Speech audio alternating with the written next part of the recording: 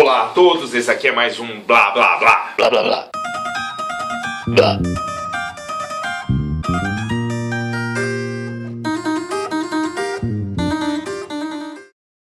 O tema de hoje é a arte como questionadora de valores.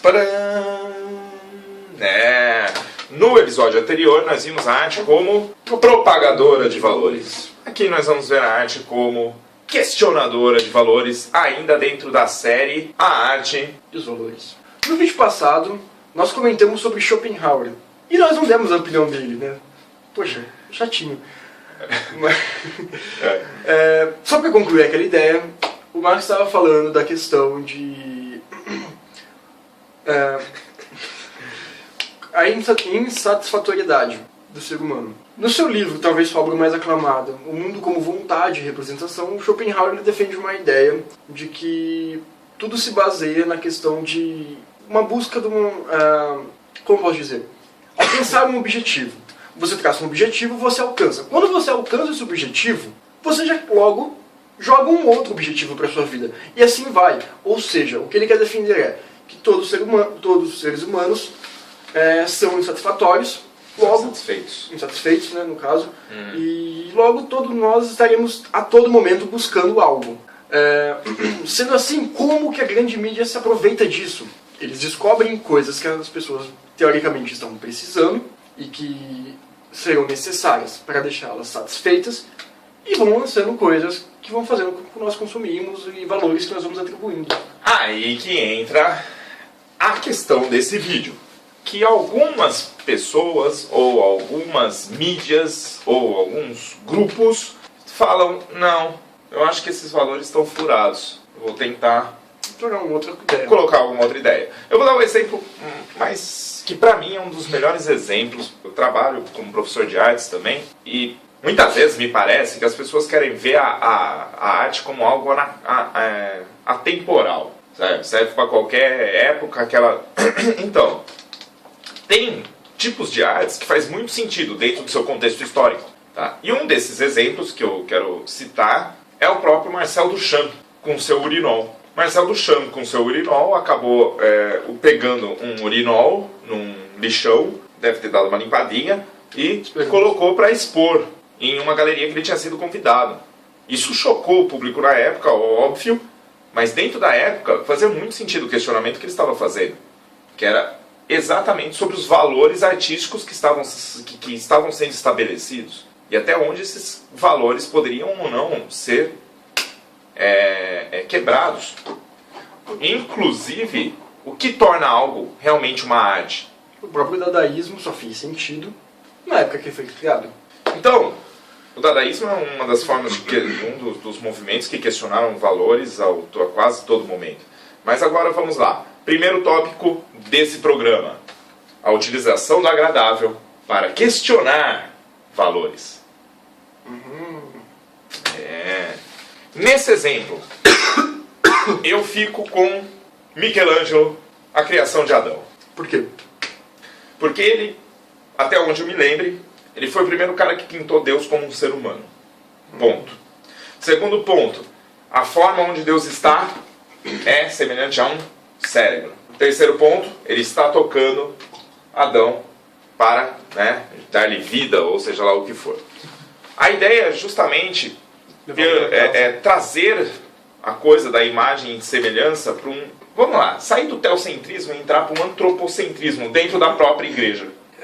Dentro da própria Capela Sistina, lá no Vaticano, você tem uma imagem antropocêntrica da ideia de criação. Ou seja, o homem é a imagem e semelhança de Deus. O homem cria. O homem é em intelecto criador, semelhante a Deus. Ainda pegando Michelangelo, tem aquela famosa história de que ele, brigado com um papa, sei lá das quantas, desenhou o rosto do papa num dos demônios representados na imagem. Michelangelo. As birrinhas. Safadinho. As birrinhas artísticas. Estrelando total. É igual o Dante, que meteu um monte de cara que ele não gostava no inferno. No inferno. Beleza. Bem, esse eu acho que é um dos exemplos. Por quê? Antes de tudo, porque é o agradável. Porque quer queira, quer não, cara, aquela obra, ela é muito bem executada. Em questão de harmonia, em questão de de leveza nas cores e tudo mais. Ela é muito bem executada. E então ela causa uma agradabilidade na maioria das pessoas que vê e tá lá questionando os valores. As pessoas aceitam a ideia de um Deus como um ser humano barbudo Porque foi... porque tiveram uma fonte que faz tempo que está rolando dessa ideia. Entende? E eu acho que essa agradabilidade acabou trazendo questionamentos mesmo. Sim. Aí você tá... O homem é a imagem e semelhança de Deus. No contexto cristão, antes de tudo, é só para deixar claro. Eu não estou querendo analisar se o contexto cristão é certo, não é certo, etc. Ok? Isso aqui não é um vídeo de crítica religiosa. Ponto. Mas eu acho que o ponto principal é ele cricrizar na ideia da imagem e semelhança intelectual, cara. Da capacidade de criação, de criatividade do ser humano. Entende? Que a igreja meio que podava, se você for ver, anterior ao renascentismo. Ela meio que podava. Ela tinha um controle maior sobre o povo. O ser humano, entre aspas, não eram tão semelhantes. Apesar de que São Tomás de Aquino falava já que a imagem e semelhança de Deus com o homem é o intelecto. Mas você sabe que mesmo quem lia eram os caras da igreja, os fodão da igreja, e mesmo assim parecia às vezes que não estavam a fim de refletir a respeito. Bem, você tem algum exemplo? 2 pontos que eu vou levantar. O primeiro o Max falou da questão dos valores, até relacionado um pouco com o vídeo anterior. Procurem prometo dessa vez passar o link, palestra do professor Leandro Carnal. Ele comenta sobre a remodelação dos valores. Dos valores, ele pega principalmente os valores religiosos, os 10 pecados, e como isso se modificou e se adaptou para os valores atuais. Isso também tem que deixar claro, justamente nessa questão da mudança interna, de que até mesmo o próprio valor que é estipulado pela igreja, que muitas vezes nós pensamos como incontestável, ele se modifica. Com o passar do tempo ele se modifica. Ele vai se modificando justamente para conseguir um maior número de adeptos. Então, dê uma olhada nisso. Um segundo ponto de como a arte ela busca um ponto agradável para questionamento. Pensamos... agradável, né? Sim. Pensamos, por exemplo, na questão de propostas políticas. Toda vez que nós vemos uma propaganda política ou alguma propaganda envolvendo opinião política, nós sempre vamos ver a defesa de algo considerado agradável. Então, a defesa da família, a defesa do bem-estar do cidadão, a defesa de algo... Novamente, tenta-se criar uma rede de felicidade para que você ache aquela ideia interessante, compartilhe daquela ideia e passe a questionar ideias que não tenham necessariamente esse foco. Com isso, traz uma crítica justamente à questão do populismo, de você criar uma rede de segurança, de você, por exemplo, virar e falar: eu sou contra o comunismo porque ele vai contra a família brasileira, porque a família brasileira é contra a concepção de família, porque a família é uma coisa agradável, e se ele não prega essa ideia, logo ele é desagradável, logo eu questiono esse ponto de vista. Questiono. Vamos lá? Vamos lá. Tá. Agora é como ela utiliza o desagradável para questionar. Acho que aí, eu usaria... Esse meu exemplo entrou mais para essa questão do desagradável. Joguem pra frente. Eu usaria alguns filmes aqui. Bora lá. Talvez. Eu acho que o filme é muito legal. Eu gosto muito, eu tenho amigos que gostam muito, mas nem por isso quer dizer que ele é agradável. Que é o Clube da Luta. O Clube da Luta tem vários momentos bastante incômodos, por causa do questionamento, assim, de coisas que você fica incomodado e fica pensando realmente a respeito do que se está fazendo. Né? Como, por exemplo, uma das cenas clássicas assim, do filme que eu acho muito foda é quando o Tyler Durden invade uma lojinha, pega um coreano lá, olha na carteira dele, e daí com uma arma na cabeça do coreano, pede a carteira, dá uma olhada, vê que o cara é estudante de biologia. É estudante de biologia e está trabalhando de caixa numa lojinha. Aí ele dá uma puta sermão no coreano e fala assim, ou você começa a trabalhar com... O que você queria ser? Daí, eu queria ser veterinário. Então, você tem uma semana ou 2 semanas, agora eu não lembro, para começar a trabalhar como veterinário, senão eu volto aqui e te mato. Aí o coreano sai todo... E o Edward Norton chega lá e fala, meu, o que você fez, não sei o que, pra que isso? Justamente, que ele fala, agora que ele, com o medo que ele teve de morrer, ele vai parar pra fazer... Pra pôr os planos dele da vida. A frase dele é mais ou menos assim, amanhã cedo ele vai ter o melhor café da manhã que ele já teve nos últimos anos. Exatamente, assim, e assim vai. E é foda, cara. Eu acho que o Clube da Luta, ele se utiliza bastante de situações desagradáveis, acho que é aquela questão para trazer questionamentos. A questão do Clube da Luta, assim, ao meu ver, ele trabalha muito com a ideia da fragilidade da vida. Da fragilidade justamente de uma estrutura. Aquela ideia da organização do terror, pra mim nada mais é do que uma forma de mostrar que, meu, o terrorismo é uma coisa em pauta e tudo mais, mas como as coisas são frágeis, como as coisas podem acabar a qualquer momento. Toda aquela estrutura lógica que você acha necessária para sobreviver, eu não vivo sem meu celular, eu não vivo sem internet, eu não vivo... Como tudo aquilo pode acabar, e aí o que você vai fazer? Vai sentar, vai chorar e vai meter uma bala na cabeça porque te saiu da sua zona de conforto e você não... Mas uma coisa que eu acho interessante, que mesmo ele questionando essa questão da organização e tudo mais, existe uma auto-organização também, né? Sim. Ele meio que, no próprio grupo do Tyler Durden, você vê que as coisas vão se organizando sem se organizar. Sem se organizar. Entendeu? Talvez Tanto que sai do próprio controle do cara. Né? Talvez pode-se dizer também uma crítica às ideias anarquistas, assim, que você faz a troca de um governo por outro, sabe, na verdade. É um dos maiores medos, assim, parece que eles buscam por uma liderança. E eles estão quebrando a liderança, eles estão quebrando o status quo de liderança e de estrutura e criando uma outra estrutura eu acho que também sai daquilo, mas né? Essa que eu acho que é a principal tirada, porque é uma forma de mostrar, meu, você tem que questionar a todo momento. Não é pra você sair de uma filosofia pra entrar em outra sem questionar. Eu vi que tal coisa estava errada, então a coisa que vai em oposição a ela é a correta. Nem tudo é binário, as relações não são binárias, não é certo e errado. Então, justamente, eu acho que o ponto principal desse filme é questiona a todo momento. Questiona se o que você está fazendo é bom, se o que você pretende fazer realmente também é bom, se aquilo vai te deixar feliz e questiona todos os seus valores e todas as coisas que te rodeiam. E assim vai. E assim vai. É isso aí. Mais algum tópico? Sim, mas 3 tópicos.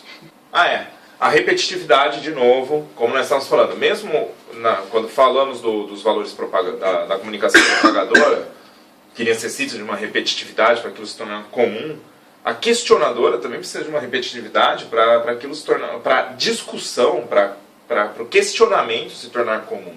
No caso, a ideia da discussão. É justamente para sair dessa normalidade que nós entramos dentro dos valores propagados, para gerar um movimento de transformação, principalmente interno. Tá? Eu vejo com um certo receio a questão só revolucionária externa.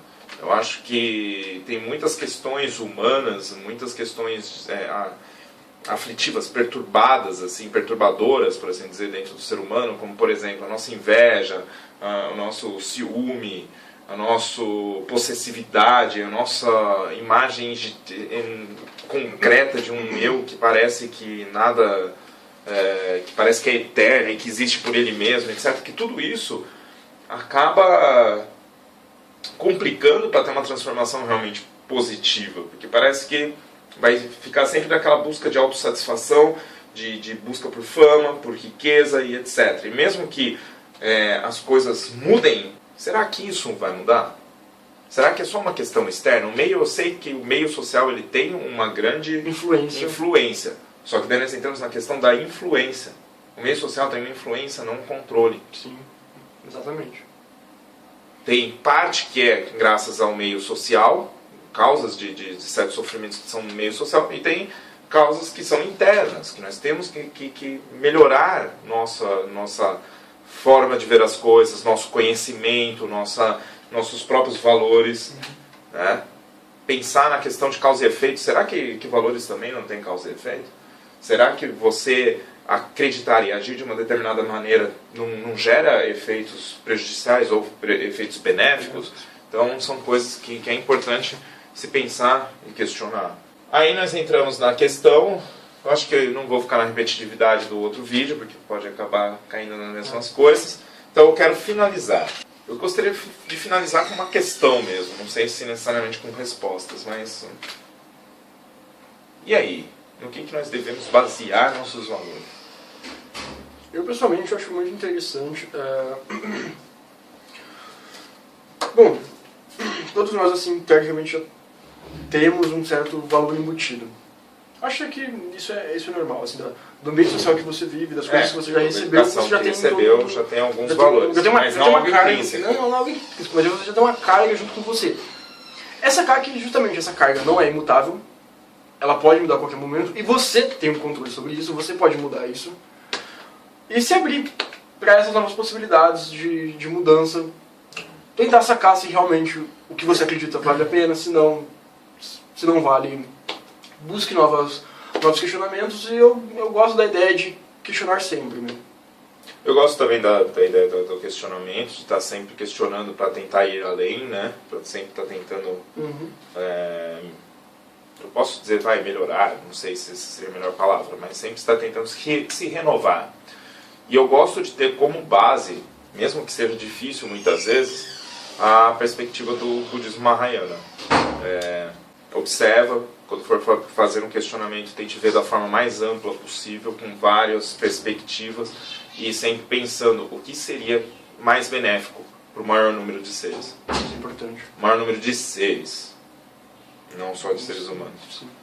Eu acho que é uma perspectiva muito difícil de muitas vezes de praticar, mas que é uma perspectiva fudidíssima na melhoria de relações que nós temos entre as pessoas e entre os seres. Podemos fazer um vídeo futuro sobre pensamento a longo prazo, né? A gente pode pegar bem mais esse tema. Que é fudidíssimo, né? Porque nós não temos o pensamento a longo prazo como algo natural, porque não é.